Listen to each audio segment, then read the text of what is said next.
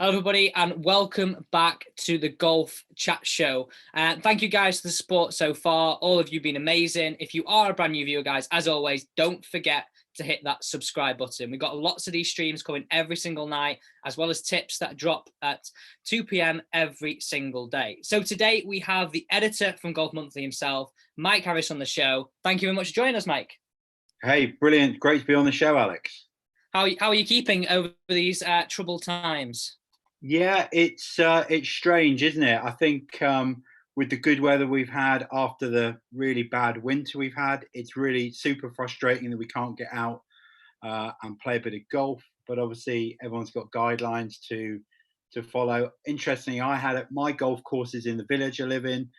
It's got a public right of way through it, so I was able to have a little walk on the golf course on Saturday evening, and it looked fantastic. You know, they've got a skeleton greenkeeping staff on, as a lot of clubs have got, and their fairways were striped. The greens were looking lovely. It's obviously a lovely sunny evening. Absolutely idyllic for some golf after work.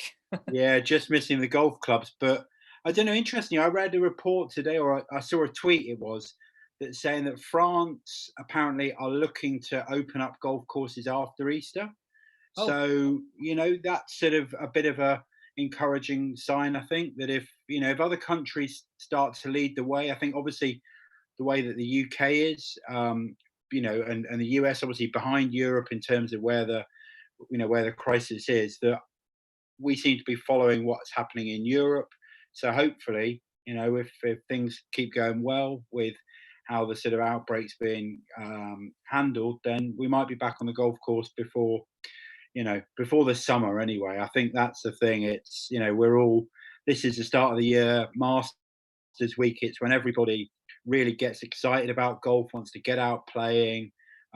So we've not got the Masters and we can't play golf. So it's a tough time for us golfers, on top of the tough time that everybody's having, financially and having to stay at home. So yeah, like especially since last September, we're just talking weather-wise, it feels like it's pretty much rained up until that point, and then we've all been told to go into lockdown, which of course things are bigger than golf. But then we just feel as golfers like the sun's now shining. I know it has. I don't think it's rained for two and a bit weeks. So somebody, soon I guess course manager will be saying actually you probably need a bit of rain, but yeah. Courses should certainly be in mint condition when we do get back out, I think. So I want to start on the topic of the week. Today we Masters Sunday. About now, I would usually be sitting down in front of the TV, probably with a beer, about to watch On the Range live. Probably one of my most favourite bits about Masters Week. What are your thoughts in Masters Week? I mean, it's a massive week for the golf industry. It rejuvenizes golf, gets people into golf, new people into golf. Is this really going to harm it? Now, I know there's prospects. It might happen in November time, I think they're going to say. But for me, this is where it really gets going for me.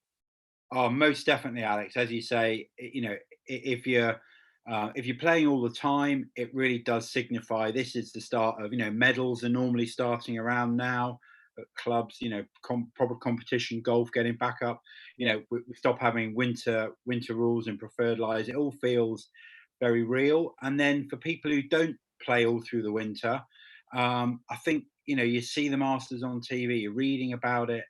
It makes you think, oh, do you know what? Let's get the clubs out of the garage or out from under the stairs and let's go and have a knock. So that's going to be strange not having the Masters as the start of the season in April. I suppose I always look at the positives. You hope that they will be able to fulfill that idea that it is going to be in November, and that will give us something to look forward to. Perhaps when, we're coming out of the golf season, certainly in the UK, that's something to look forward to. And we'll end up, all things being equal, have the Masters twice in 6 months. And they say you can we can have too much of a good thing when it comes to the Masters. I don't think you can. So that could be really exciting to see. Like, I beg your pardon? What will the golf course be like though in November? Will it be all right? Well, that's the reason why it's been postponed till that time of the year, because the temperatures in that part of the US get so hot during the summer that the grasses they've got at Augusta do not The golf course or the golf club is actually shut during the summer for members, so there's no member play. That you hear stories of them having canopies up over greens to protect the greens. So actually, once it gets to the cooler weather in the autumn, that it's perfect. The master, it should look great. What they will do about those amazing flowers, the azaleas that come out, whether they'll be able to work their magic and get Mother Sure, Nature to well. play ball. But I think the Masters, it's a lot of it is about the look of the golf course. When you watch on Sky, they talk about the optics of a tournament, and the Masters is all about beautiful setting, looking amazing. So I think that knowing what Augusta National are like, knowing what the Masters is like, they will only want to play the tournament and to have it showcased to the world when the golf course is looking as we expect it to be. And I think, say, either spring or autumn, that's when Augusta National is going to look in best condition. During the summer, it would not be looking tip top, which of course is, you know, that's a big part of the appeal of the Masters. So I think that, along with then having to work around other events, so events like the Ryder Cup, which I think it looks like they're keen to still play it on those intended dates at the end of September. The Masters does have to fit in around the other, golf tournaments around the Tour Championship, which they're looking to obviously play. So it'll be strange that the performance at the Masters, whoever would have played well, would have done, had big ranking points for the Ryder Cup. That won't happen now, and the Ryder Cup qualification process, that'll be interesting to see how that pans out. But in terms of the US golf season finished so early last year, they're trying to finish it before American football really gets going. It will be going up head to head with a lot of big American football games, Yeah. and other US sports. So, but for us in the UK as golf fans, there won't be Perfect. as much competition, I guess. So, yeah, it's it'll be something different. It'll be something to look forward to. I think we can all do with stuff to look forward to after what everybody's having to contend with at the moment, and not losing the Masters for 2020, but having it postponed, I think is the next best thing to it happening, at the normal time. I definitely agree. So if the Masters is going ahead this week, who would Yeah. your top 5 picks be? If you were a betting man and you were putting some money on, who would it be? Okay, well, I'll tell you that the one year that I went to the Masters was in 2006, and I told my friend, my best mate, who I play a lot of golf with, I was watching the practice rounds, and I said, "Well, I think you want to have some money on Zach Johnson." And he followed my advice, but I didn't follow my advice, and of course, Zach won that year. I reckon I pretty much bet on everybody else but Zach Johnson. So my record at the Masters is not the best. But this year, I would have been looking for Rory. He wants to desperately win the Masters to create that or to complete that career Grand Slam. He's obviously been in good form. He was in World good number form. one. Yeah, absolutely. Um, and even though he had that sort of meltdown when he had the chance to win, you know, Augusta does suit him. It does suit him. It needs long, accurate driving. There's nobody better in the game as a long, accurate driver than Rory. So definitely Rory would have been one of my picks. Um, Looking at a past winner, Bubba Watson, I love the way he shaped the ball, which again is important around Augusta, particularly being able to access flags that are tucked away on. They say at Augusta, it's about hitting greens within greens, and Bubba's got the game. The trajectory can change, can work the ball like probably nobody else in pro golf these days to be able to get it. You think of that shot that he hit in the playoff coming out of the Absolutely trees, rest of us would have been like sort of nudging it out with a 4-iron, get it back in play. Bubba's taking the shot on, bending it round, huge distance. So he would always be somebody who I'd fancy for the Masters. Paul Casey, English guy who's got an amazing record at the Masters, a lot of top tens, a lot of top fives. He's been having a good run last few years. I would fancy him. And then a couple of Americans who both showed well last year at the Masters, Xander Schauffele and Patrick Cantlay. Cantlay playing particularly well over the last year. Likewise, Schauffele as well. But I think those guys, they've got a bit of Masters pedigree. They're both playing well in big tournaments. So those would probably be my five. I think that it would probably be too much to have asked Tiger to Yeah. have repeated what he did last year. I think Tiger is always going to be a factor. If he can tee it up in for all 4 rounds, he's going to be a factor at Augusta. He's got an amazing record there.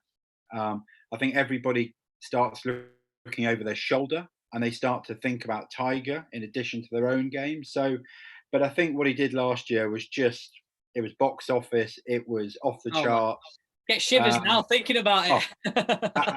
Absolutely. And, that'll be the, you hope that he is able to defend, maybe by it being further back in the year, he will be able to have more time to get back to fitness. Because it seemed like, he was struggling early on this year before everything got sort of cancelled. Tiger was sort of pulling out of events, and the events he did play in, his form was quite patchy. So maybe it being in November, that'll give him that time to get ready, get sharp. Tiger's interested in winning majors, closing in on Jack's record. So obviously he won't have the Open to be able to look at this year, but US Open, US PGA, the Masters, that'll be where his focus is for sure. What do you think about Lee Westwood? This is one that I always think. I know he's never won a major, but he has looked very good the last kind of 12 months, in fact.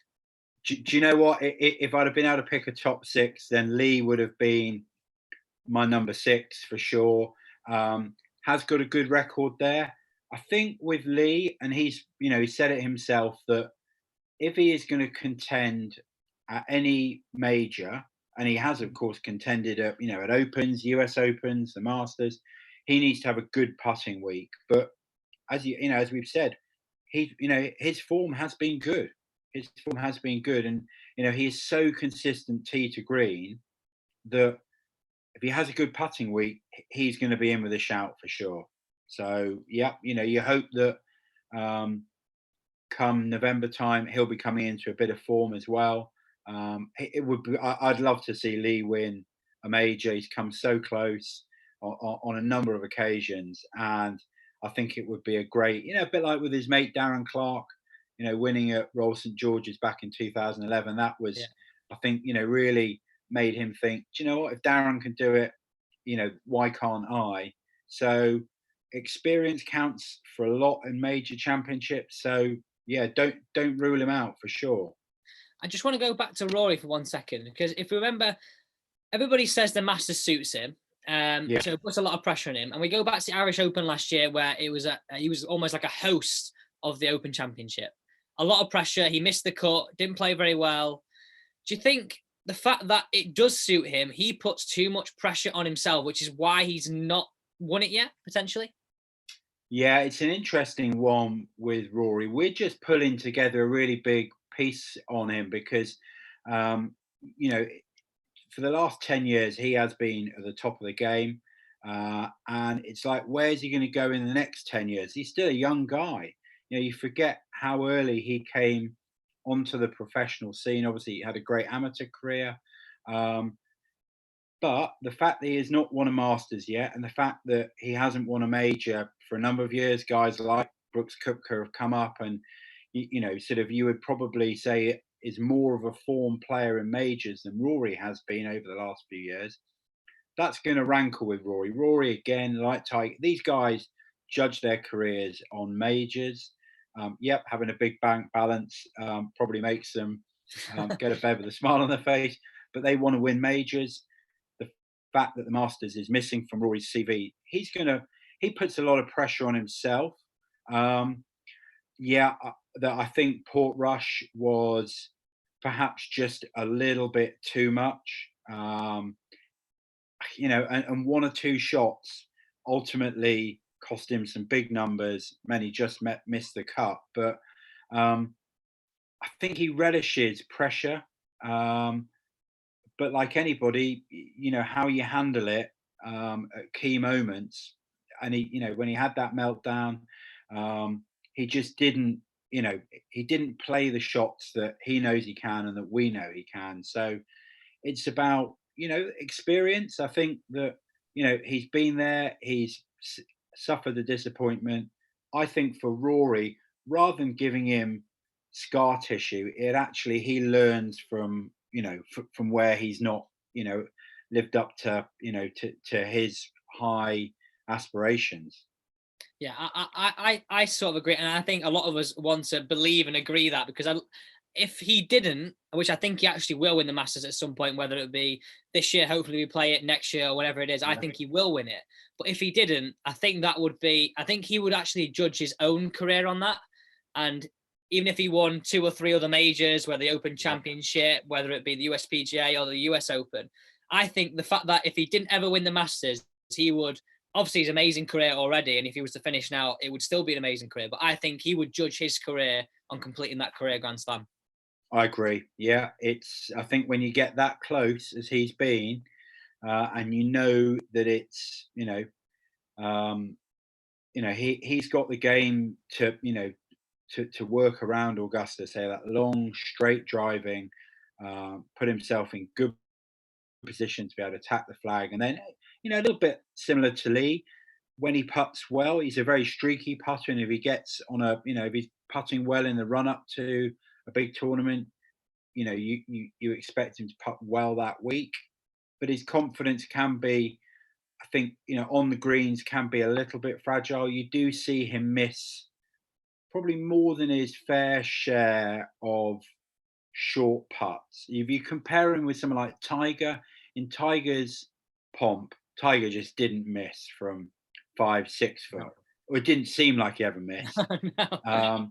Whereas Rory sometimes, misses one that you think, has he missed that one? And I think that then unsettles him a bit, because it's not the strongest bit of his game. I think if you're a really strong putter, you don't mind missing putts because you think, oh, well, maybe I just hit that a bit too hard, or was a bit too aggressive with the pace, or, slightly under-read or over-read the borrow.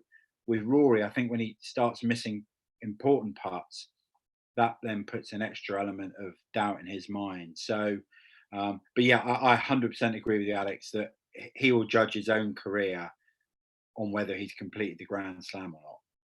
I agree. So next question coming live from YouTube. Guys, welcome to the show. If you've just joined, we're joined tonight with Mike Harris, editor of Golf Monthly. We're now going to ask a question about, what do you think of the Open being cancelled for this year? Should they have tried to move it? So it's a really interesting one. That one of our writers did a piece on Friday. I worked quite closely with him on. There were so many moving parts to the Open that the Masters, for instance, don't have to think about. With the Open, the qualification is now so global, and it's such a long run up to the Open that international qualifying that happens in the US, qualifying that happens at Walton Heath each year, and then the various qualifications from tournaments all around the globe that feed into the Open. I think the fact that they couldn't predict with any certainty whether any of those events could happen. I mean, the international qualifying happens in June. Can you be sure? And it's normally, I think it's about 8 guys qualify from the US and eight from Walton Heath. That's 16 people potentially wouldn't have had, the chance to qualify for the Open. I think that you worry about daylight. It's a big field, 156 people. Sometimes they almost struggle to get them all round in July. So once you've missed that window, you start to get into. We all remember what it was like for the Ryder Cup at Glen Eagles. Yeah, it was nearly getting dark by the time the matches were finishing, and that's only 2 teams of 12. When you got to get 156 people around the golf course in testing conditions, as the Open normally is, the daylight hours is a factor.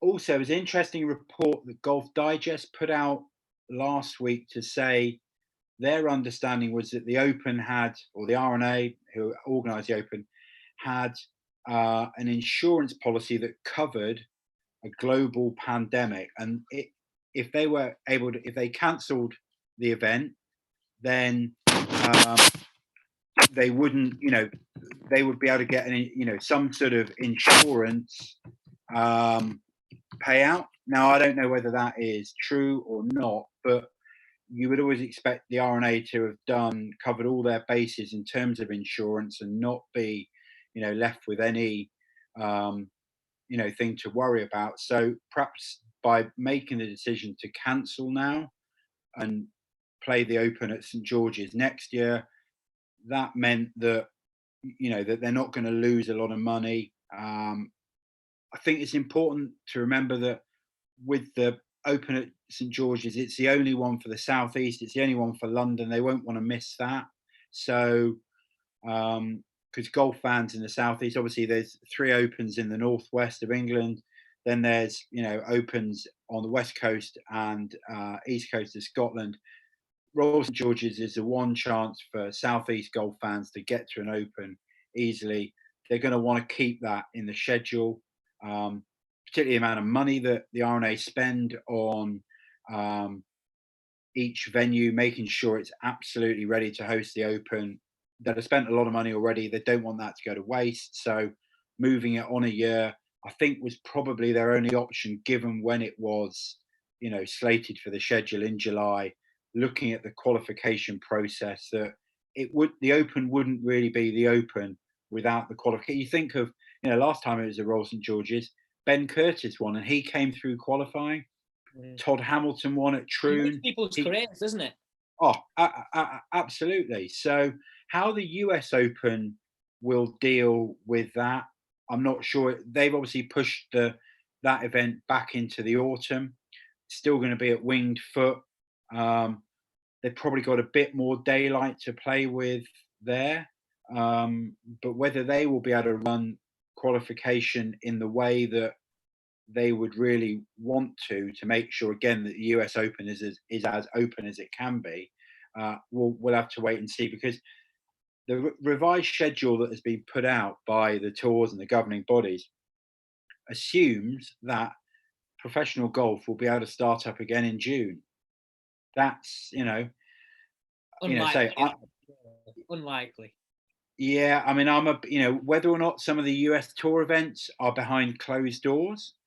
And I think that, in the US, feasibly, people can drive between tournaments or people can fly internally. I think the problem that the European tour has got is that it's such a global schedule, that, events in China, events in the Middle East, South Africa, with air travel, probably not back up and running for a while.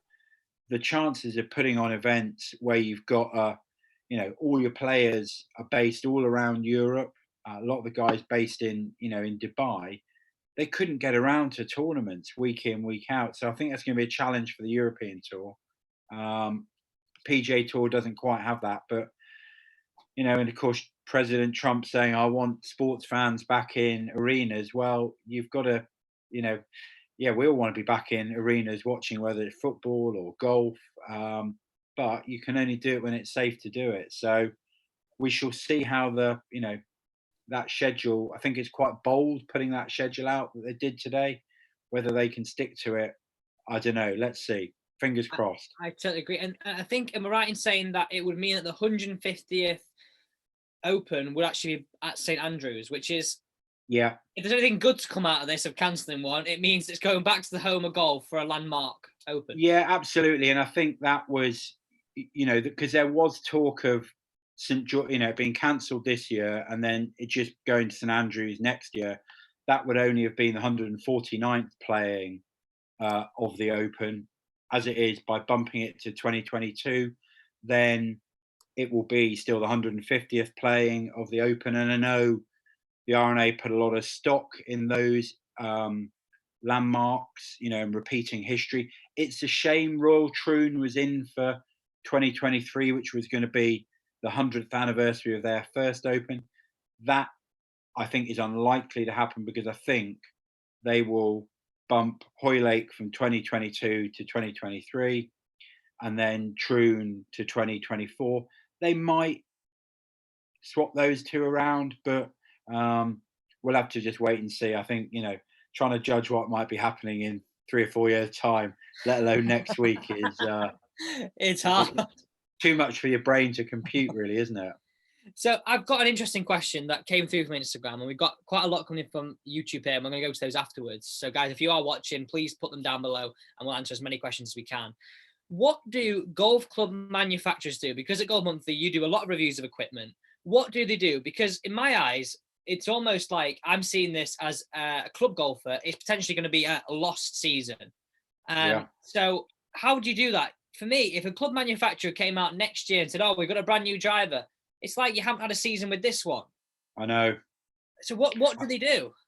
I think it's a really big issue that if we are not back up and running by June, then my feeling is that equipment launches that were due to happen January 2021 will have to be pushed back, because you're right, golfers, I think even with new drivers coming out every year, there's a bit of fatigue from golfers. It's like, hold on a minute, I've only just, particularly if you don't buy a driver until the summer anyway, it's like, hold on, this is only 6 months old. Why am I seeing another new driver coming out? And the reality is that obviously all the product was made, was ready to ship, or had already been shipped. It's probably all sat in pro shops around the country, waiting to be, picked up, custom fits to happen, people to buy it. I don't think if it goes much beyond June, if we're not back playing by June, I think that's too short a time to sell this year's stock. There's just not going to be enough demand. So, those brands who have launched this year, so the Callaways, the TaylorMades, the Cobras, who have launched their big products in January, I think they'll have to delay 2021 product. Because how do PGA pros afford then to, for example, small PGA pro stock in the shop, he'd be sat there saying, unless they're going to take them back, which they're not going to want to, they're not going to be able to buy any. No, absolutely. There's a couple of brands who Ping were due, if you look at their product cycles, were due for a big launch in September. That might still happen. If you look at the way that Titleist launched their drivers and metalwoods, that a replacement for TS series was probably going to come in September, October time. They might well be able to stick to that. But as I say, pro shops that are full of Callaway Maverick or TaylorMade Sim or Cobra Speed Zone, they're going to have a lot of product there that they need to sell. I think it's unrealistic to be able to, in the UK anyway, to be able to sell it in effectively 3-4 months. So I think they'll have to be delayed. But interestingly, we say we work really closely with manufacturers. I know that the way that R&D works, they already know what they're going to be, or pretty much know what they're going to be releasing, or what they would have been releasing in 2021 and 2022. So maybe it's a bit more time to refine some of the ideas, a bit more testing, prototype testing. And, I think the important thing is that, there is a demand.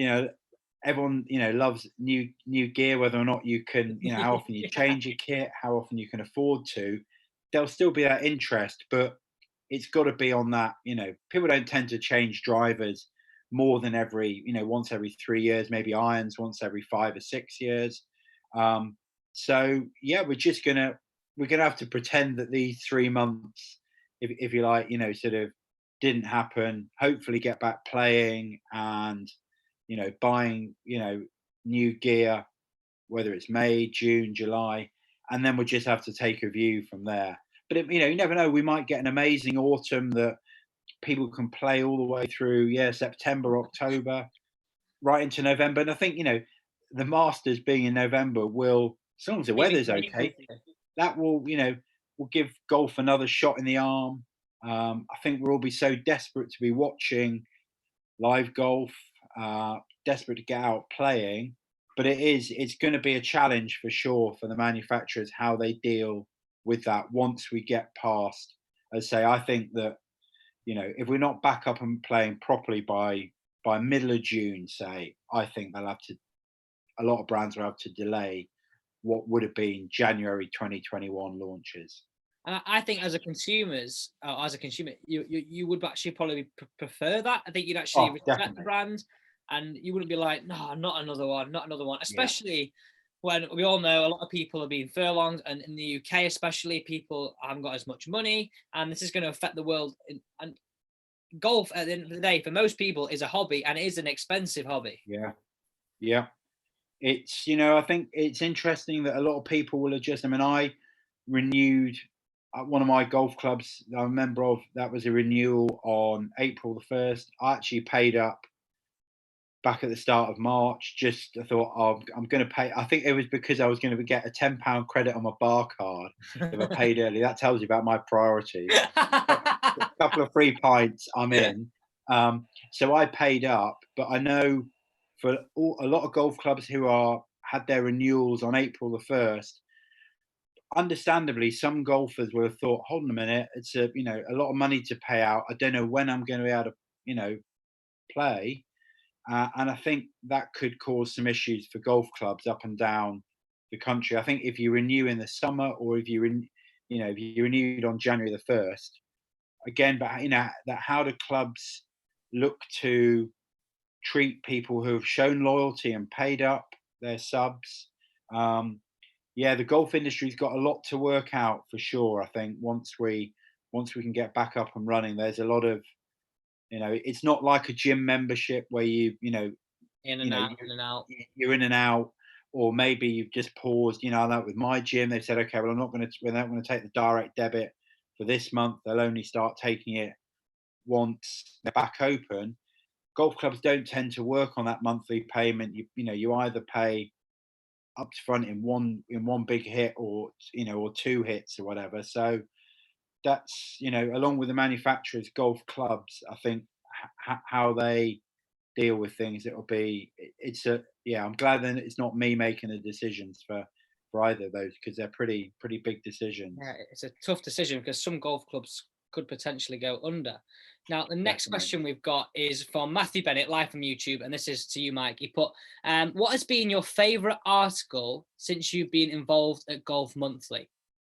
Oh, that's a really good question. So I've been at Golf Monthly for 16 years now, so that's a lot of articles. Do you know what? I'm going to say it's an article that's going to appear in the next issue, and it's a guy got in touch via Twitter with his story of how he basically said golf saved my life, and he was a former drug addict, and he got into golf. A mate of his got him into golf when he was going through recovery, and he credits golf with helping him get over his drug addiction, and he is now totally obsessed with golf. He is just a golf nut, and I think it's such an inspiring story that I'm really proud to be publishing that when it comes out. It'll be out in 2 weeks or so. We're just about to put the magazine through to the printers this week. It's a story in there. I just found it really inspiring because golf means a lot to us as as ordinary golfers. We all know that the game that Rory and DJ and those guys play, we love watching it, but it's a different sport. We're all into golf for competition, for the friendship, for the the physical health benefits, the mental health benefits, and just to hear that story, just that sort of story of how this amazing recovery this guy had been through, and just the role that golf played in that, I found really, really inspiring. And it's a story that I think will, it'll tug at the heartstrings, and it'll make you realise how lucky we are as golfers that the sport we play, you can play it from being a little kid up until really you're in your 80s, 90s. I mean, we had we've had a reader who regularly writes to me who is in his late 90s who still plays 9 holes a week, and that is the beauty of golf. You can play from when you're knee high until you're about to fall off your perch. So yeah, I love that. That's a great story. We've done some really interesting interviews with top players, and I think we're very lucky in golf. I used to be a football writer. That was what I always wanted to do when I started off as a journalist 25, 30 years ago. Footballers, amazing talents, great athletes, they're not as talented as talking about football as golfers are. And I think we're really lucky with golf. But guys like Rory, like Lee Westwood, like Paul McGinley, those guys are really articulate and they want to talk about the game and they give really great insight as well. I think we always want, as journalists, we want to try and give readers or our audience, whether it's magazine audience or online audience, we want to give them a bit of insight into what it's like in the professional game. So I say guys like Rory, whenever we get time with him, that's always really, really special. Say we've just done an interview with Paul McGinley. I just mentioned Paul. He's a really interesting guy. That will be coming up soon. But yeah, say this, this feature, Golf Saved My Life, is going to be in the next issue. It's something I'm really proud. I'm really proud that the guy came to us. He sent us a direct message on Twitter and said, "Here's my story. Would you be interested in printing it?" And we did a photo shoot with him. One of my writers went and did an interview with him, and it really, he really opens up about what golf has done for him. And he was right on the. And the guy who actually got him into golf sadly died. He was a fellow drug addict. He died of an overdose.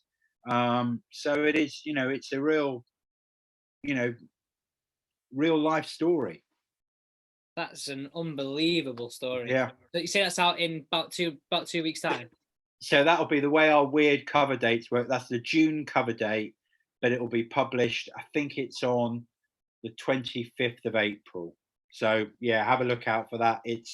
We've got Henrik Stenson on the cover. If you see it when you're out and about, if we're out and about shopping, and it's got the feature in it. A guy called Kevin Perry, amazing guy, great story, and really, really inspirational. I'm looking forward to reading that one. That is, I think it's going to tug on the heartstrings a little bit. Yeah, most definitely. Most definitely. So, next question, final 2 questions, Mike, because it's absolutely flown by this evening. Yeah, hasn't it?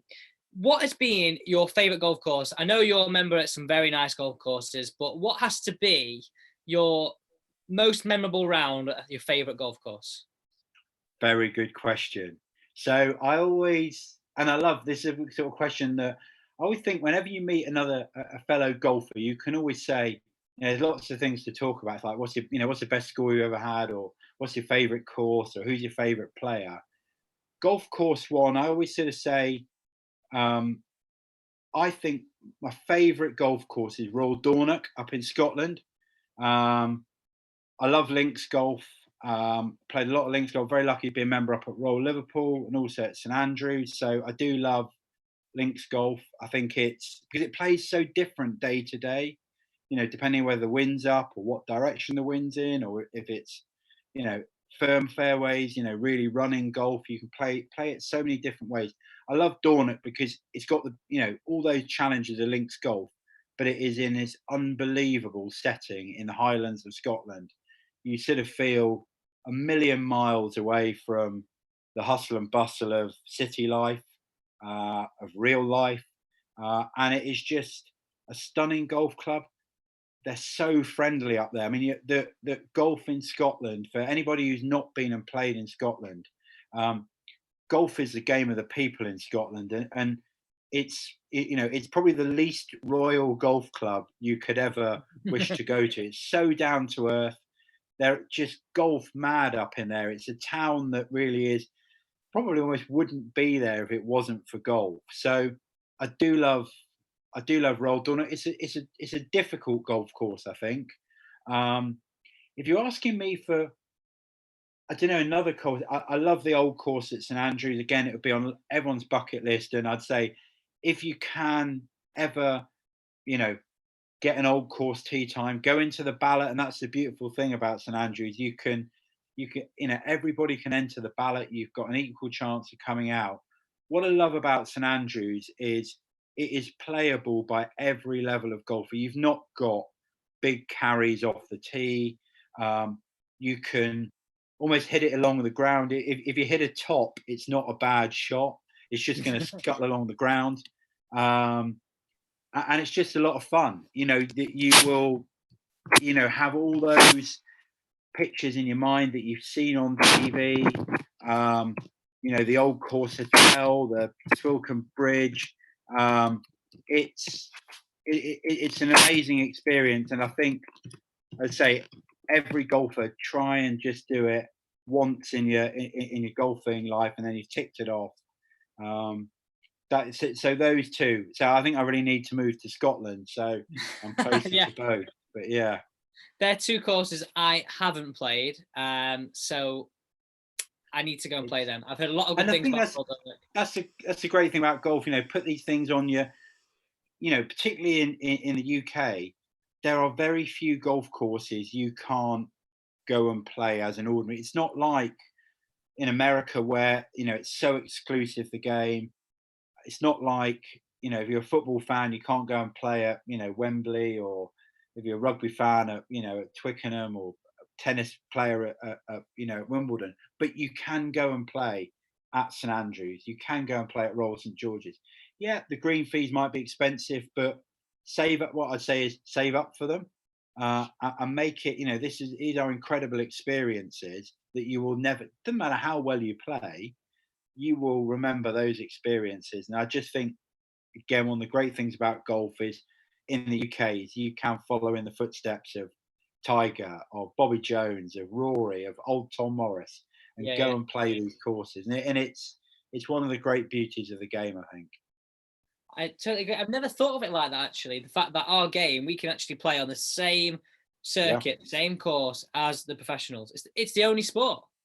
It's absolutely. Anything else, I don't think there is another sport that is that is like that, as I say. And I think GB&I is particularly open and inclusive. In America, it's you can't, unless some very, very important people, you're not going to get a game at Augusta National, or probably at Winged Foot or Shinnecock or whatever. But St Andrews is, to all intensive purposes, a municipal golf course. It is owned by the Links Trust, and that access, through the ballot, that you can, you've got as good a chance as the golfer next to you of getting in. So yeah, it's brilliant. Yeah, very special. We need to go and play there, Mike. Definitely. Definitely. So final question. I've asked everybody this who's come on the show. Yep. Fantasy golfer. So we're talking about 4 attributes: driving, iron play, short game, so that's pitching and chipping, and putting. Now, as you can guess, a lot of people have gone with Rory for driving. Chris Hansen actually picked himself for iron play, which I thought was a lovely, bold statement, strong statement. So who are you going for? Yeah, it's very difficult to see past Rory. He is such a for driving. He's such a complete driver of the golf ball. Say the length, the accuracy. Just love his tempo. Never seems to really be going after it. He never loses that balance through his swing. Always has that fantastic finish position. So I think that the Rory for for driving. I've always really admired Luke Donald as a ball striker. Got a great swing, held up over the years. He's been able to make up the shortfall. He's not a long hitter at all, but he was world number 1, contender at the top of the game. And I think Luke can still contend, but his ball striking, when we're lucky enough to do instruction pieces with guys and we're up there, up close to them, whether it's taking video, photographing them, they just make a different noise when they hit the golf ball. And Luke Donald makes a really different noise when he hits his irons. So I think he would be my sort of iron player, like my ball striker. Um, Short game, I am going to go for Brett Rumford, You know what? Aussie A few golfer. people have picked him. He Okay, unbelievable. I actually have a story about him. When I was caddying on the European Tour, when I caddied for Tom, we got into an Irish Open and we went as first reserve. So we spent all day on the Thursday morning on the range, all day on the Wednesday on the range. And the best way I can describe it, the chipping area was a massive circular chipping area with bunkers around it, and the crowd stood all around it. So there was this 35-yard bunker shot, the bunker shot we all absolutely hate. I'd have either knifed it or duffed it in front of me. And he was hitting them onto a plateaued, like Mackenzie top of the green where the flag was, 10 shots in a row. And I'm just stood there like, sorry, what's happening here? it's incredible, and he has got every shot in the in his locker, really. From, as you say, those ones where he lofts it up. But I remember watching. We did a photo shoot at the Wisley.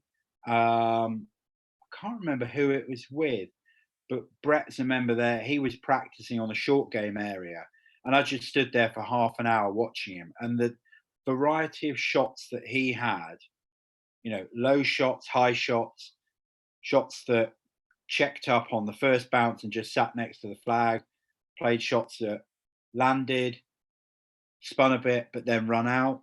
And he was using all sorts of different golf clubs as well. I think that's the thing. He didn't just reach for his most lofted wedge. He had that variety in his short game, which I think that's what separates on tour, good short game players with great short game players. They don't automatically reach for that high lofted wedge. Because I think it's probably for amateur golfers scary. You've got a lot of loft on show. You got that leading edge.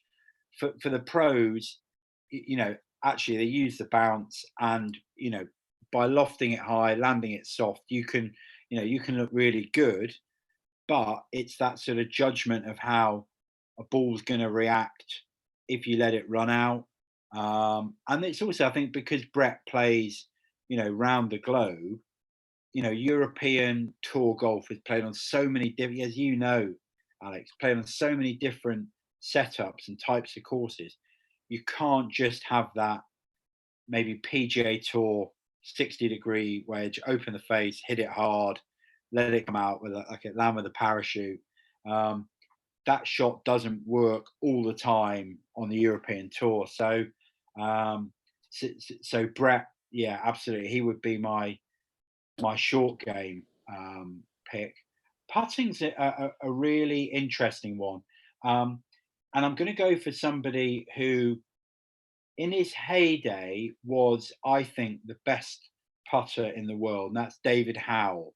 Um, David was playing editor for Golf Monthly for a number of years, and it was really when he was, he'd beaten Tiger in the WGC. He was in the world top 10, and the thing that he was a solid player, as you're going to be when you're on tour and you're in the world top 10, tee to green. Didn't make a lot of mistakes, managed his game really well. But where he was amazing was as a putter. And that was both holing out, but also his pace putting. That he had so few three putts when he was in his, pomp, that it was just, if he hit it close, he'd probably convert the chance for a birdie. If he was trying to get up and down, he would hold the putts that really mattered. I think Howler was a great player. I think one of the things about him was, ironically, it was because he had this sort of condition with his back. He always had, issues with his back, but he really got his eyes over the ball when he was putting, and I think that gave him a great setup, great fundamentals, and then confidence. He always said he was been a good putter since he was a kid, and when it really mattered on tour, when he was putting for a lot of money for tournament wins, just concentrated on the fundamentals, good setup, good eye position, and then that smooth back and through stroke. So yeah, Howler would be my pick for a top putter there. So gone with some predictable with maybe Rory and Luke, but yeah, hopefully something a little bit different with Howler anyway for putting. I love that one. I would not have thought of that one at all. I love Yeah, that. yeah. Well, But Mike, I guess a little bit like Jordan Spieth in that, yeah, had his method, stuck to it, and just, wasn't necessarily a thing of beauty, but got his fundamentals, got the setup, and then it's just about repeating it. because his putting at the minute is like Jordan Spieth. Never going to say he's a bad putter. I nearly said the other night on the show that he's a bad putter, and when I was on, people look at me like, "You sure?" For him, he is especially going through a bad period at the minute. Yeah, it's all relative, isn't it? It's Yeah, all relative. So, yeah, but I mean, when Jordan was winning majors and contending week in week out, the putting was the thing that just it would take one look, bang, it was in. So yeah, but as we all know, putting is it comes and it goes. And when it's good, I think that's the thing that I think that separates guys on tour. They often say, particularly on the PGA Tour, it's a bit of a putting contest. They're all amazing tee to green. They all bomb it and then they'll hit it, find the green from wherever they've hit their tee shot to. Then comes down to putting. But yeah, Spieth certainly, if he gets his putting back going, he can contend anywhere. I totally agree, and hopefully, even maybe it gives him a bit of time to get ready for the Masters. Absolutely, got unfinished business there for sure. Well, Mike, thank you very much for coming on. Oh, thanks for I've having us, taken Alex. more time than I should have. Yeah, no, it's been great fun. Been great. I haven't got anything else to do for sure. Guys, thank you for joining us tonight on the Golf Chat Show Live. Tomorrow we will be back at 7 p.m. We've got Ewan Ferguson and Connor Syme on together. And all I'm going to say is we're going to do like 21 questions, Soccer AM style, where we're going to be holding up cards between them two. Apparently they're great friends, room together on tour. So that's going to be a great show. As always, guys, thank you for watching. And thank you to Mike for coming on.